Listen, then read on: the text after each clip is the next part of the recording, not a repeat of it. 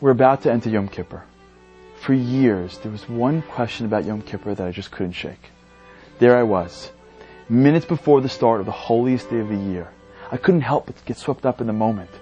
Hundreds of Jews are walking the streets, filling up the shuls, the synagogues, and the temples. Ready, prepared, satiated and serious, much of the Jewish nation for a brief moment stands at attention as the sun sets and Yom Kippur begins. If there was ever a captive moment in the Jewish calendar, it was now. The chazan or cantor slowly mounts the podium. A hush falls over the crowd as he begins. Now I'm thinking, say something inspirational. Start a song or a prayer or something that befits this moment. The crowd is yours. Deliver. Kol Nidre. I look over to the English. Every vow? Vesare. Another vow? Ushvuye. Another vow? Oh my God. Is he really talking about absolving vows? Now? Is he kidding? There must be 1,000 more appropriate statements the rabbis could have picked for this moment, and they went with vows? I couldn't shake that feeling. And who's planning this program? How could they have missed this opportunity? Then I heard this story. There's this guy that wanted to strike it rich. They told him, if you go out west, there's gold. If you dig enough, you can find some. He said, sounds like a good idea. Leaves his family and travels across the country to find gold. He's gone a month, 2 months, 10 months. He doesn't find anything. And he really misses his home. So he calls up the railroad and goes, when's the next train back home? And they go, well, that's a really far place. We almost never go there. The next train's in a month. He goes, okay, how much is the ticket? Well, I can get you a first class seat for X price. He goes, well, sounds great, but a month's really far. You know what? I'm not sure if I want to commit or not. I'll call you back. Calls back a few weeks later and goes, how much for the seat now? And they go, well, same price, but it's a week before. It's going to be a coach seat. Okay, I don't mind the seat, but I'm not sure if I want to commit. I'll call you back. Calls back a day before and goes, how much now? He goes, well, the train's packed. Standing room only. I'm not sure. I'll call you back tomorrow. Or you know what? I'll come down to the train station if I'm in the mood and I'll buy a ticket on the train. But no problem. Train leaves at noon.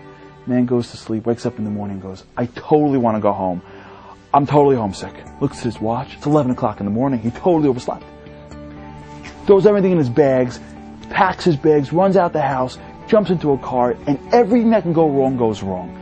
He hits traffic. He gets lost. He finally pulls into the train station. It's 11:58. Grabs his bags, runs up the stairs, and then he hears, train. It's pulling away. Lugging his bags, he finishes up the stairs. He gets to the platform, and he sees the train is literally pulling away. He doesn't know what to do. So instinctively, he just starts running after the train. And he's running his bags, holding his bags after the train, and the train is literally pulling away, and the conductor in the back of the train sees what's going on. Feels bad for the guy. Walks to the back of the train, comes outside, and as the train's pulling away, he sticks out his hand to the guy, and he goes, drop your bags and jump! And the man's holding his bags, and he goes, jump, jump, drop your bags and jump! And the man's holding his bags, and he looks up at the conductor, and he looks down at his bags, and he has to make a choice. His bags or the train. And the conductor screams out, drop your bags and jump! You know, we spend our whole year searching for gold.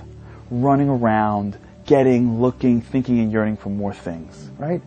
But when all is said and done, what we really yearn for is happiness, meaning, and purpose.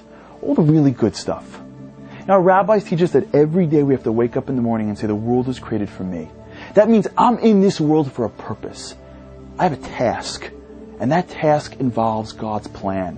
When we introspect into our lives, tap into our true talents, and understand who we really are, that's real happiness. That's real meaning.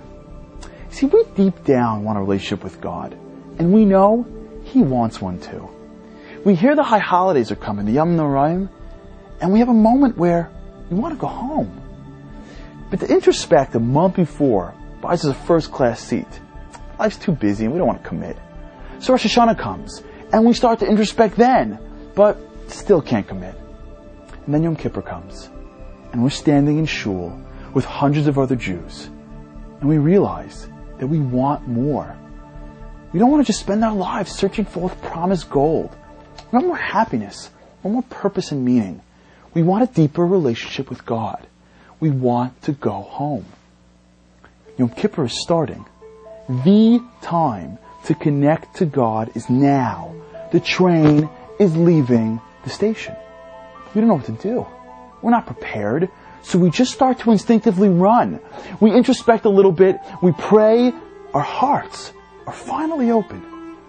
But then, all the excuses, fears, justifications, and restrictions start.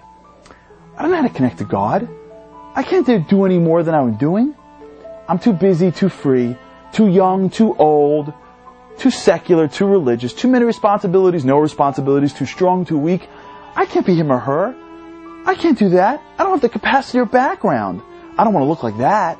I can't. I just can't. We've spent all year putting restrictions on ourselves, creating our own spiritual baggage. You see, in Judaism, the concept of putting restrictions on yourself is called a vow. And here we are, Yom Kippur. We all have that feeling of, I want in. I want more out of life. I want deeper. I want more meaningful. I want to be part of the greater picture. But the train's pulling away. This is the time to make change. So the Chazan stands up. Before everybody he screams, Kol Nidre, all your vows, Ve'esare, all your restraints, Ushvuye, all your baggage. It's absolved.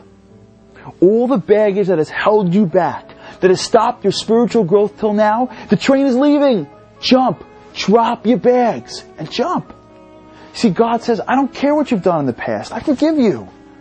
But you need to take a chance. Drop your restrictions. Stop doubting yourself. Stop holding back. Drop your bags and jump.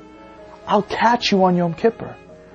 On Yom Kippur we can, for a brief moment, be an angel. We can fly. We have no bags. We don't need to eat or drink. We don't have any needs. We don't have to worry about pleasures. We're free. Free to soar to whatever spiritual heights we choose. But before we do, we need to make a choice. The train or the bags. You know the feeling you get when you catch the train? The doors close behind you and you know you're going to the right spot? That feeling of comfort? You know that feeling you get when you're a little kid and you climb a ladder or a short ledge and your daddy or mommy says, jump, I'll catch you, and you jump and they do? That's the feeling of Yom Kippur. We're in good hands. When you spend a day free, thinking about how great you can be, that's Yom Kippur. This Kol Nidre, for the first time all year or maybe your whole life, don't hold back. Drop your spiritual bags and jump. See you on the train.